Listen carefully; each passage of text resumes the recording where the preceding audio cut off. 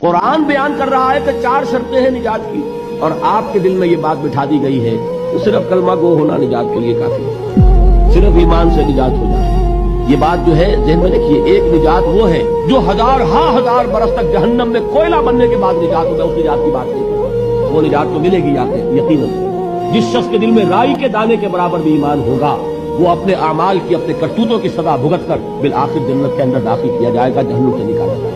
اور نکالا جائے گا تو اس وقت حال کیا ہوگا؟ جیسے جلا ہوا کوئلہ۔ حدیث میں اس کی شرح آئی، لیکن یہ نجات نہیں، نجات وہ کہ جو اللہ تعالیٰ میدان حشر ہی میں ہماری مغفرت کا اعلان فرمائے، اللہ تعالیٰ اول پہلے میں ہمیں جنت میں داخل فرمائے، اس نجات کی بات کرتا۔ وہ نجات جان لیجئے محض کلمہ گو ہونے کی بدولت نہیں ملے گی۔ اس نجات کے لیے شرط اول ایمان، شرط دوم عمل صالح، شرط ثالث تواصی بالحق، اور چوتھی شرط تواصی بالصبر۔